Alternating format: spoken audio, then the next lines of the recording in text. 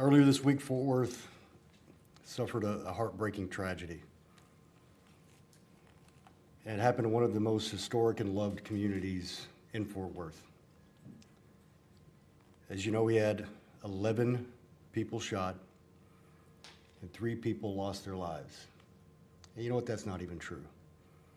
They didn't lose their lives were taken from them violently and senselessly. We at the Fort Worth Police Department, along with everyone at the city of Fort Worth, took this personally. Our officers from multiple units, including our homicide unit, began working around the clock to bring those responsible to justice. With assistance from several units, such as our gang unit, our real-time crime center, our direct response unit, our patrol officers, we are proud to announce that for the residents of Fort Worth, for the community of Como, and most importantly for the victims who died that day, Cynthia Santos, 22 years old, Gabriela Navarrete, 18 years old, and Paul Willis, 18 years old. We have made 2 arrests in this case. Today, Friday, July 7th, our homicide detectives arrested 20-year-old Christopher Reddick Jr. and 19-year-old Brandon Williams. Both are in custody at this time for murder. This is still an ongoing investigation, and anyone with any information, any video, anything that could be of value to the investigation, we ask that you call our homicide unit at 817-392-4330. I spoke with the mayor about this today, made her aware. She sent her regrets because of a prior family commitment. She could not be here, but she was thrilled to find out of the arrest. We had a meeting last night in Lake Como at the community center. It was a very moving meeting. It felt almost like a therapy session, to be quite honest. We heard about the trauma. We heard about the heartache. We heard from some of the family members of those who died that day. But we also heard about the resilience of the Como community, the resilience of the family that they are in that community, despite the tragedy of the situation, despite the young lives that were taken. We saw a community who, instead of laying down and giving up, stood tall, rallied around one another, and loved one another.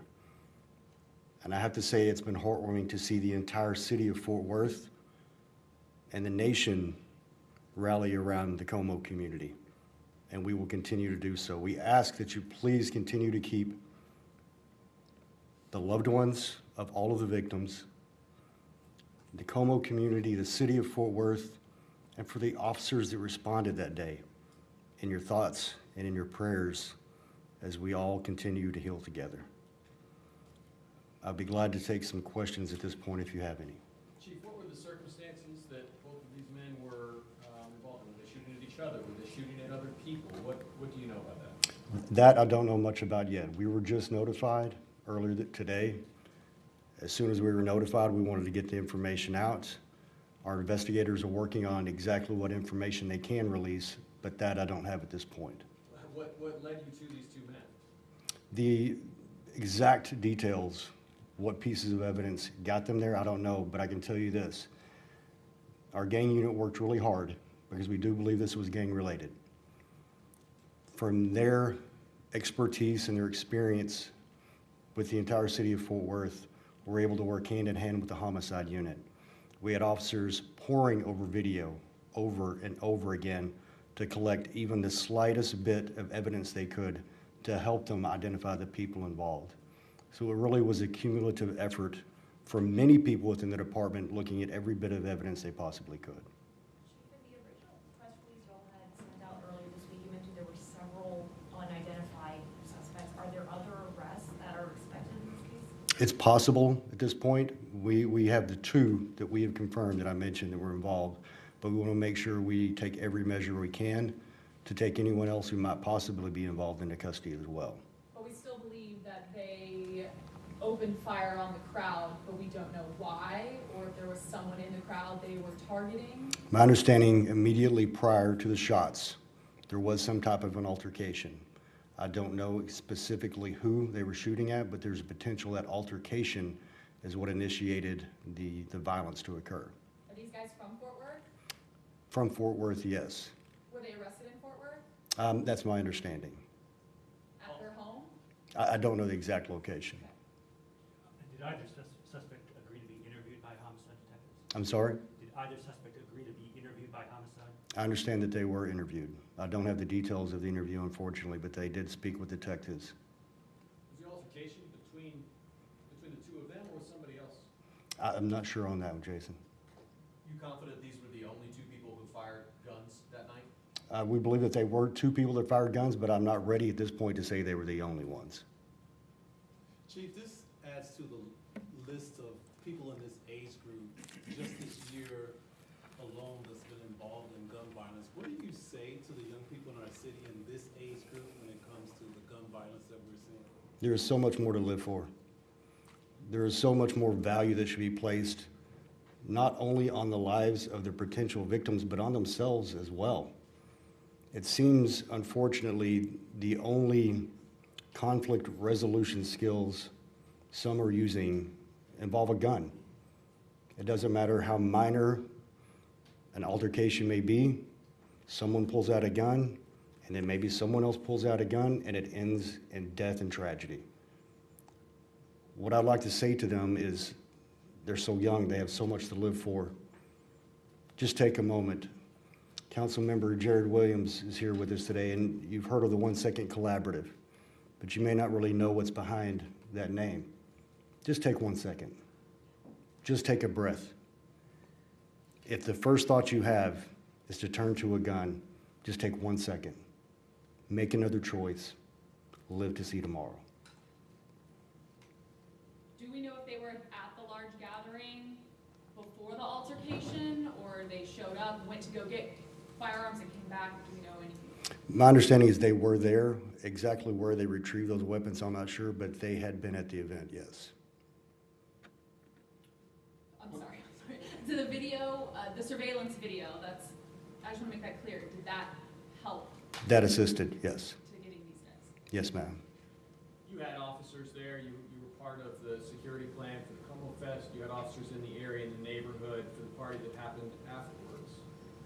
Why didn't you break up the gathering that was in the street in those after hours? You know, that's a very good question. I'm glad you asked that one.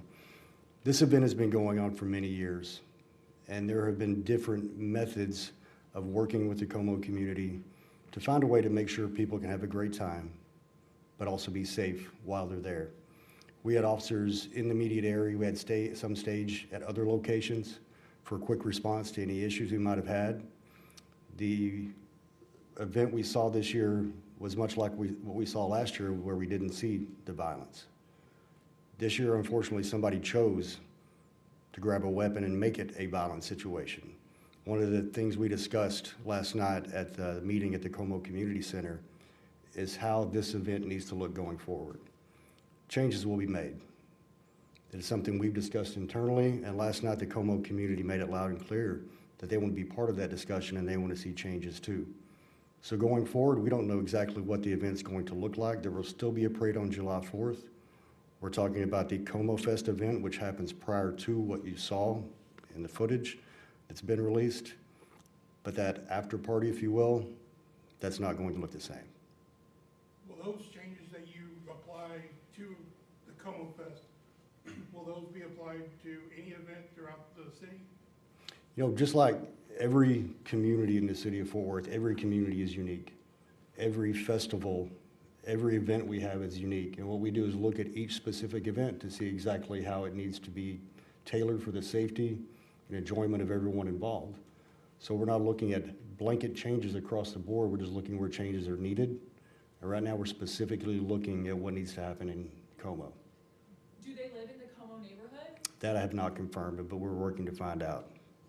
Yeah, based on the jail records, their zip codes are not in Como. So what do you say to the people in Como who want to have these events, who are concerned about people coming into the community and causing this violence? How are you going to keep them safe? That was another discussion we had at the meeting last night. It's been said over and over again. The violence that happened. Okay, you have been listening live to Fort Worth Police Chief Neil Noakes as he briefs the media on the 2 arrests made after that mass shooting that happened after Como Fest, a celebration in the Como neighborhood of Fort Worth on July 3rd. Just to recap some of the new information that the chief revealed, he said he does believe that this shooting was gang related. He said he believes there was an altercation before the shooting. He also said that the 2 suspects who are now in custody, 19 and 20 years old, were at Como Fest. He's not sure if they left, went and got the guns and came back, but he does say that they had attended those celebrations. He also said both of the suspects are from Fort Worth. So just to recap, a 19 and 20-year-old, 2 men from Fort Worth. They are arrested. They are charged with multiple counts of murder for the shooting that happened in the hours after Como Fest on July 3rd. 3 people were shot and killed. 8 others were shot and wounded. So a total of 11 people were shot during that festival. The police chief, I want to leave you with this, also said there's the potential that there could be other arrests. He said he is confident that these 2 suspects fired their guns, but he said there's the possibility that other people could have fired their guns as well. So the investigation does continue.